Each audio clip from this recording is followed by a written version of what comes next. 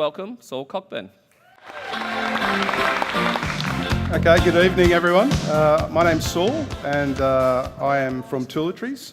Tooletries is a business that was founded in 2014 and it was founded by myself and my brother.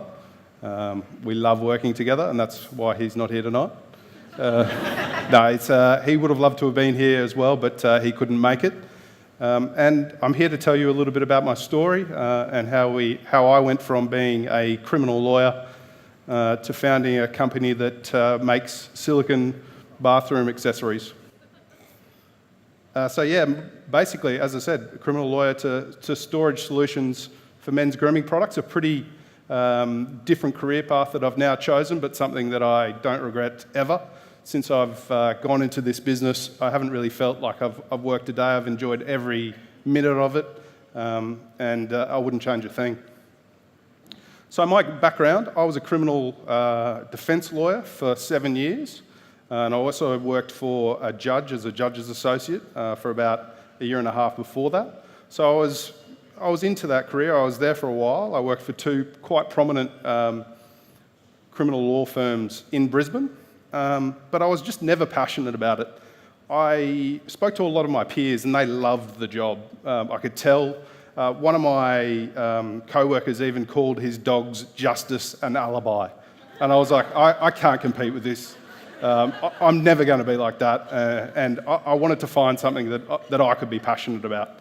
I always wanted to start my own business. And I just really didn't know what it was going to be.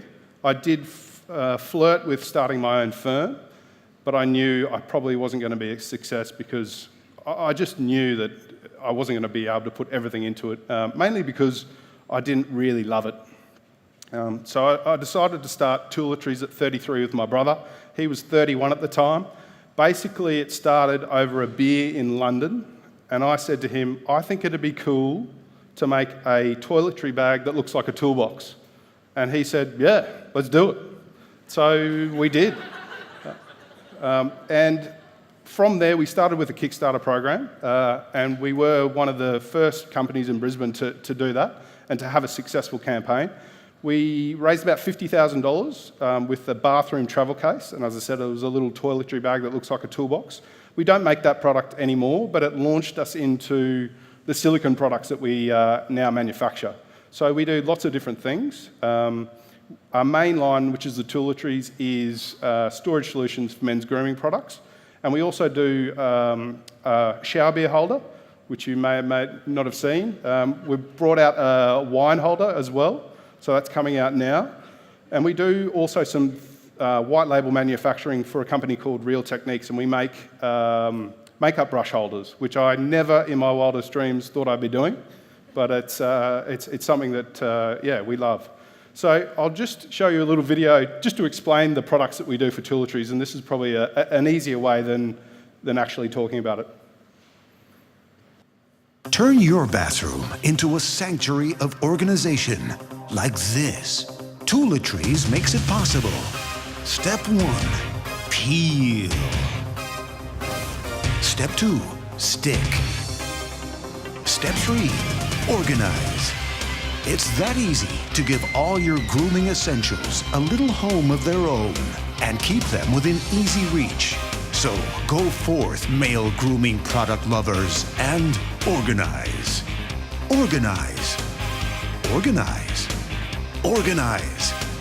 Organize. Your morning rituals will never be the same again.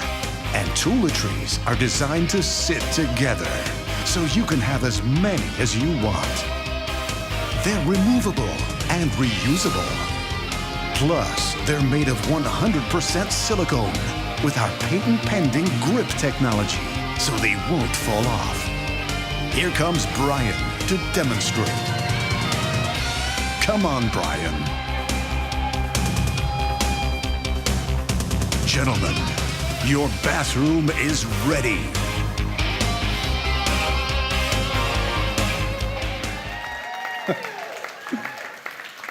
So that was an ad we shot about a month ago, just as an explainer video to Tooletries, and that actually was the Australian bodybuilding champion. So it was a lot of fun. But yeah, it gives you an idea of what type of products we do.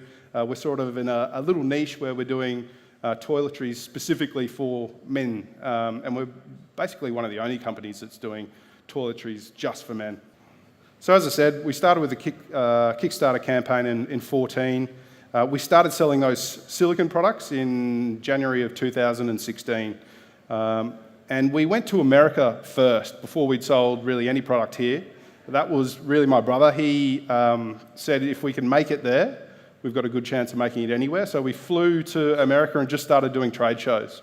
I don't know if anyone's been to a trade show in America, but there's something else. The first one we did was in Atlanta, and it is 3 buildings, 2 are 18 stories, and the third is 12 of exhibitors selling their wares. And that's just a gift and homeware store show, but just like nothing we have in Australia.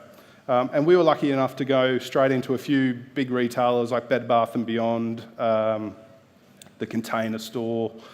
We're also in Urban Outfitters, and we've got a couple of other really good clients over there, or customers over there. And it was a bit of we jumped right into the deep end, if I can put it like that. We were in about 1,500 stores now in the States, and we're also in Japan, Singapore, Indonesia, South Korea, New Zealand, and the UK. So we've got a bit of a spread now, which is fantastic. And we've just gone into Australia. We're sort of launching now here. We've had some luck with some great clients. We're going into Bunnings, Big W, the Shaver Shop, Australian Geographic. So it's been a really successful market, and it's been good having that experience in America and then coming back to Australia. I think it's given us a bit of experience now to take on this market. And the goals to begin with, they were pretty simple. I wanted to get out of the service industry. As I said, I hated being a lawyer. The occasional death threat didn't help either. I got one of those.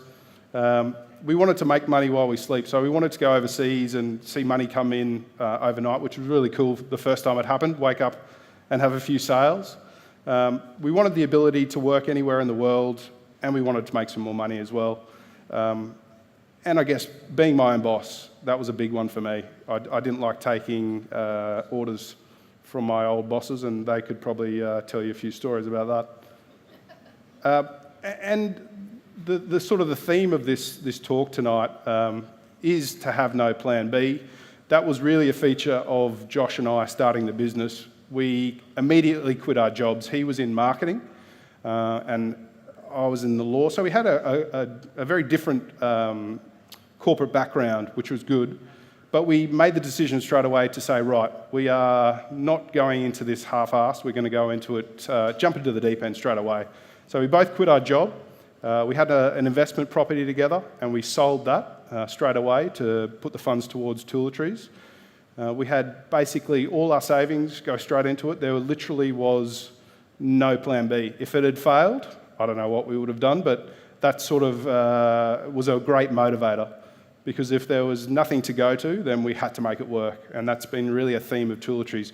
Whenever anything got hard, it was there is literally nothing to go back to. We have to make it work. Another great thing that I think was good for the business was taking no pay for the first 18 months.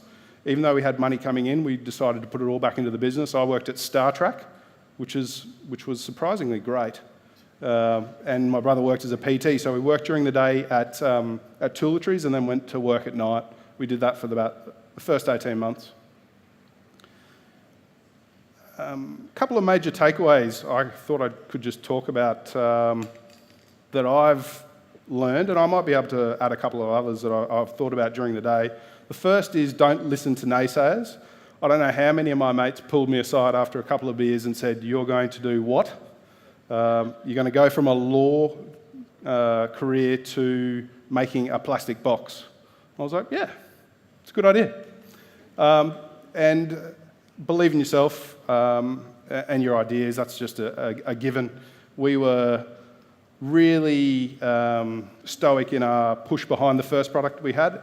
We thought we'll do 10,000 units straight away. And we had other people as well saying, you're just going to have 10,000 of these left in a warehouse somewhere. But we got through them all, and that gave us the money to then reinvest into the other products. Learn as much as you can from everyone you meet. I think that's another given. take what you can from everyone you come across. I think everyone's got a story or a lesson to give you. I learned a lot from my legal profession, a lot of what not to do in running a business. And I learned a lot at Star Trek and any other job that I had. Even though I was just working as a labourer there, I learned a lot there as well. The next one follows, be kind and courteous to everyone you meet, I think is another great takeaway. And that sort of goes in with the learn as much as you can from everyone you meet. We met our major investor, who was a guy by the name of Andy Gregg over at AC Innovation. And the way I met him was I got friendly with my local Australia Post employees because I was down there every day sending off products here and there. And they said, look, a lady comes in and she saw your Kickstarter campaign. She wants to meet with you and have a coffee and talk about it because she wants to do a Kickstarter campaign as well. And she saw yours and thought she'd get a few tips. She then introduced me after having a coffee. She said to us, there's this guy called Andy Gregg who's starting AC Innovation. He's investing in young companies. You should go and meet him. I've got his details. I think he'd like you guys. And that's how we got our major investor. Andy now owns 10% of Tooletries, and that just shows you that you've got to treat everyone that you meet with respect, and you never know where you're going to go. Don't sweat the mistakes too much, and accept early that there will always be problems heading your way. That was one of the big ones for me. I stressed really hard about the next mistake coming along, and I think once I realised you're going to have a couple of good days, and then something else is going to come along that's going to rattle you. I was a lot more calm after that, and I just thought, all right, I've had a couple of good days. I know there's another problem coming along. It's okay, we'll be able to solve it. We've got through X, Y, Z. We're going to be able to get through this as well. And the last couple, I think, is building a good team. We now have, including myself and Josh, we have 4 full-timers working here in Brisbane. We've got 2 more part-time staff, and we've got another few contractors that are on a monthly retainer. We're looking to employ a few people now in America. We want to get a sales director. We're looking at getting someone from Target to come over to us. And just building a really good team and having a cool culture is what we're now trying to implement. And the other thing is the support of family and friends. We've had so much support from our family especially and friends, and they put a lot into the business as well, and they've just been proud to see us growing and continuing to evolve. So I think that's another one that people maybe don't always think about, is how much people do for you when you just put yourself out there. That's it. If you'd like to ask me any questions, please do. Thanks, Saul.